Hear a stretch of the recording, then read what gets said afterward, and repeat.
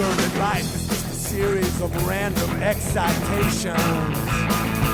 And all my anxieties, they're just uncertainty relations.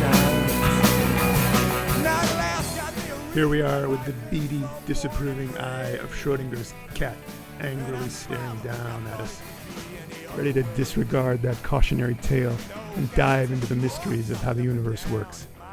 Let's get started.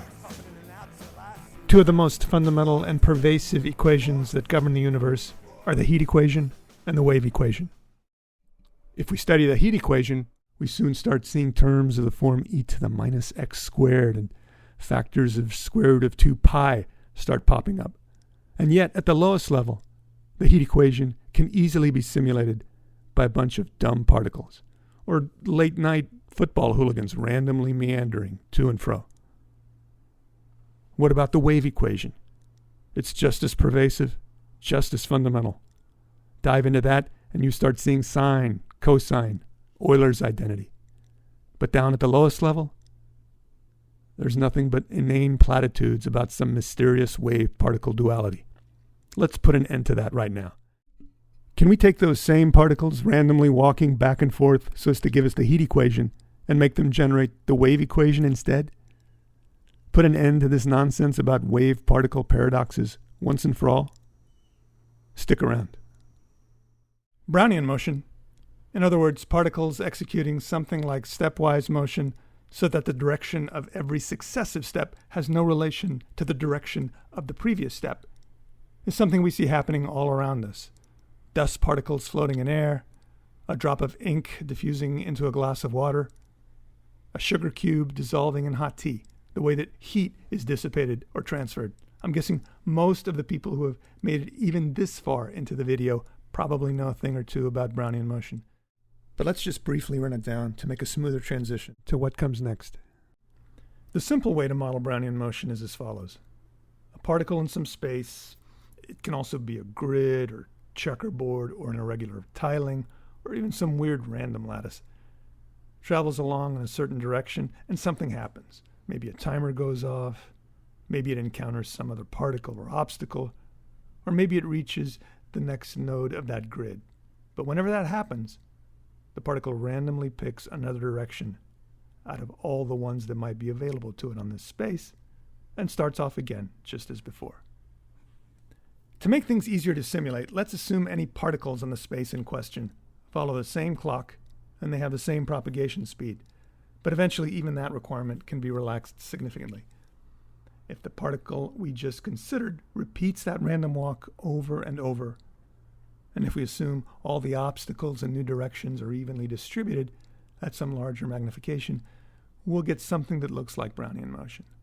And if we get enough particles walking together, it turns out that their distribution obeys the heat equation to as close an approximation as we'd like. Now that's a complicated differential equation. Lots of calculus, lots of partial derivatives, doesn't matter. Those dumb and disorganized little particles can make it happen.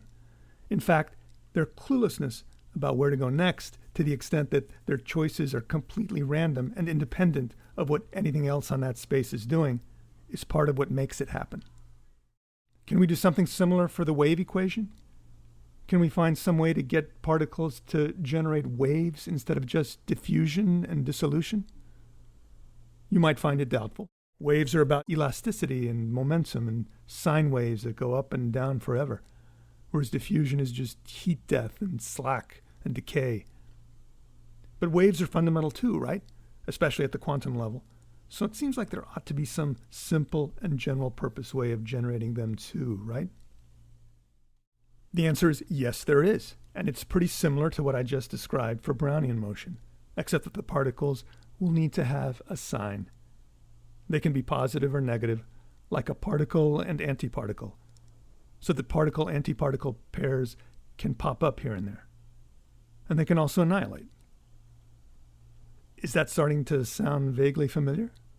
Well, hold on, we're not nearly there yet. For now, let's just say these particles will be a little smarter than the ones that generate Brownian motion, because they possess a sign, but that's about it.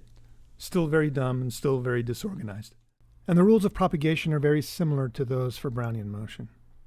A particle much like the one we just considered except that it has a sign, is moving along in some direction on that same grid or lattice we considered before. When a timer goes off, or when it meets some other particle or obstacle or node or switching station, it randomly picks a new direction for the next step of its journey. But it also creates a particle-antiparticle pair. The member of the pair that has the same sign as the original incoming particle that sparked its creation just picks a random direction. It can be the same as the one that the original particle just picked, and if so, then that's the direction in which both will propagate. But the member of the pair that has the opposite sign must be emitted in the opposite direction that the original incoming particle took. So it not only has the opposite sign that the incoming particle had, it has the opposite direction. Note that the net number of particles is conserved in all this. Of course it was. The creation of a particle-antiparticle pair is not going to increase the net particle count. And that's about it.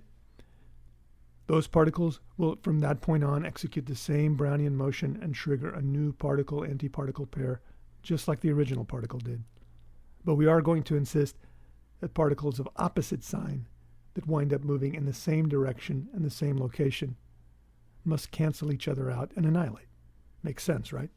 For example, if either of those outgoing Brownian motion particles happen to pick the direction that the backward propagating particle took, then both that Brownian particle and the back propagating particle would annihilate, because they're in the same location with opposite sign. If that should happen, then only one particle survives in that step, not three. But even so, the net number of particles remains unchanged. And if there happen to be other particles there of the opposite sign due to some other particle on our space that happens to wind up there, then they cancel too. We'll discuss what that means for fermion particles later on. It turns out this kind of propagation yields an extra conservation property, as we'll show in a little while. Not just the net number of particles is conserved, but also the sum of the square of the net number of particles throughout the space. And that's an especially useful property given that its expected value is always going to be positive. So even though we had to give our particles a sign, we still have a quantity that in some macroscopic limit will always be positive. But we're not done. It turns out we also wind up conserving momentum on average, because that negative particle traveling in the opposite direction has the same momentum as the original particle, whereas the other two propagating in Brownian motion fashion have zero momentum on average. In fact, we can start with the conservation of momentum and then back out the rest of the collision rules that way. If you want to preserve momentum and you're able to flip sign, there's really only two options available. A particle can keep going in the same direction, which, aside from not being all that interesting, is already assuming too much. And what if we're on some kind of odd lattice configuration, say a hexagonal or a tetrahedral lattice or something even weirder like those diagrams that you see in graph theory? Then we can't always be assured that there is an outgoing collision or branching direction that allows the momentum to be preserved. But that's not the only option available to us. The particle can reverse direction and flip sign. Just go back along the direction it came. And that's a channel or pathway that we already know exists because the particle just used it. And as long as we go back that direction and also flip the sign, we've preserved the momentum. So that second option is arguably the more general purpose one, more so than the more boring choice that assumes a particle traveling in one direction will always be able to keep choosing that particular direction. But if we do go with the second option, we now have a problem in that the net particle count has changed. So if the original particle was positive, implying a contribution to the net particle count of +1, then the outgoing particle after the reversal and sign flip is negative, so that it contributes -1 to the particle count. In order to keep that net count conserved before and after the collision or branching or switching juncture, we need to generate two other positive particles. And it turns out, as we'll show later, they can be in any random direction that the particle has at its disposal. just as with Brownian motion. Someone might say, well, what if we always insist that the two extra particles that are created traverse in opposite directions? Because that will make the conservation of momentum even more precise. How about that?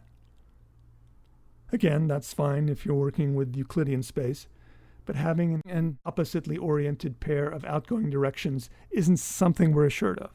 And as with Brownian motion, it's not necessary.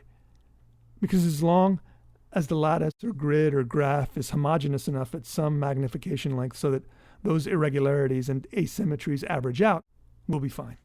That's pretty amazing, right?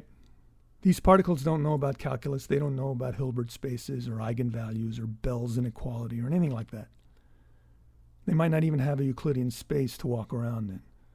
They're simple little particles just chugging along, doing their little game of life shuffle, colliding, annihilating, creating particle-antiparticle pairs, doing what cellular automata do. And in the end, they create the wave equation, which is what governs ripples that can traverse across entire galaxies. Now you might say, hold on a minute. You just said that Brownian motion appears everywhere. Ink droplets, particles of sand, dust in the wind. Why don't we see this particle wave branching everywhere we go? I have 3 answers for that. 1, the fact that particles and antiparticles have to be created at every step makes the wave process more complicated. Not everything in nature comes equipped with a positive or negative sign. But also, the fact that positive and negative particles are created with every ripple, so to speak, means there's going to be a lot of cancellation. So that there have to be lots and lots and lots of particles to make it work. Finally, maybe the simplest answer to that objection is that we do see it all around us, given that according to quantum mechanics, all matter exists as waves. And I'll show you that moving from the wave equation to equations for massive particles isn't that big of a deal.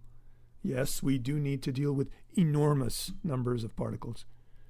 But it's a good thing that the universe is so vast and full of seemingly empty space that is actually seething with field activity, making it just the kind of venue suitable for these types of waves. So that it makes sense that when we peer at closer and closer distances into the so-called vacuum, that there are all sorts of collisions and annihilations and particle-antiparticle creation there. In other words, we do see this type of wave activity all around us. We're just too macroscopic to be able to directly observe the minutiae of those step-by-step collisions and annihilations. If you want to learn how to prove this Brownian motion plus a particle-antiparticle combo gives us the wave equation, and how these particle waves are useful in quantum mechanics and making sense of the particle-wave dualities that are encountered there, then check out the next couple of videos in this series. If you know about Bell's inequality, don't let that discourage you. Wigner and Feynman came up with a way to get around that is ideally suited for this approach. While we can use it to create a model of quantum behavior where the microphysics is simple and local, that's unfortunately not enough to keep quantum mechanics from being weird and counterintuitive at the Schrödinger cat level, which depends on how all those pluses and minuses cancel out and the path along which the measurements are taken. But our goal here is merely to show how particles and waves can go together. We'll wrap things up by summarizing what you'll learn in the remainder of this series, and this will serve as a handy cheat sheet for what follows for those who want to skip ahead. Following the formalism adopted with Ising models and lattice gases and Brownian motion, we will express the classical wave equation on a lattice as a matrix equation, which, by the way, forces the speed of light to be 1 over the square root of the number of dimensions, that transform incoming flows into a lattice point with n nearest neighbors into outgoing flows. We'll see that the outgoing matrix coefficients for any flow, which are all 1 over n in the case of the heat equation in Brownian motion, are instead all 2 over n, except for the coefficient representing flow in the reverse direction of that incoming flow. And that one is -1 plus 2 over n. The cool thing about those n numbers is that both their sum and the sum of their squares is equal to 1. Tried for n equals 7. Yeah, that works. What about n equals 4? That's good. What about the general case? Checks out too. So to implement a particle interpretation of this matrix equation, we'll assume that every incoming algebraic particle, in other words, a particle can be plus or minus, produces at every lattice point 2 outgoing particles in random directions. That takes care of the 2 over n factor in all the coefficients. And with probability 1, a sign-flipped particle in the opposite direction. We'll see from the matrix coefficients that the net particle count is thereby conserved, which was already obvious, and also the square of the expected net particle count, and also the expected momentum. Note this approach can be extended to any number of dimensions and any regular lattice, even irregular or random lattices, as long as the expected vector sum of the directions of the lattice nearest neighbors, when projected onto Euclidean space, is 0. In other words, as long as Brownian motion on the lattice is a good representation of the heat equation. For sufficiently sparse and uniform deformations in our lattice, the wave equation becomes, by way of a first-order perturbation, the Klein-Gordon equation. So all this works for wave functions of particles possessing mass. Finally, we'll again relate this formalism to quantum mechanics using earlier work by Wigner, Feynman, and Dirac regarding generalized probability, or in this case, the probability of net particle counts, and the simultaneous product of 2 independent net particle counts, which happens to be a positive number for any sufficiently macroscopic accrual. That'll be it for now. Thank you for watching. There are a lot of cool science videos out there whose creators could use your help and support. This one's on me, but if you liked it, please click on the like button and feel free to go give something to one of those other content providers. And if you know anyone who is interested in how quantum mechanics works, or in graph theory, or cellular automata, or propagation on the lattice, please share this video with me. I can't begin to tell you all the magical things I've seen. To the secrets of creation, I was given on a platter the key. And finally I figured out what was the matter with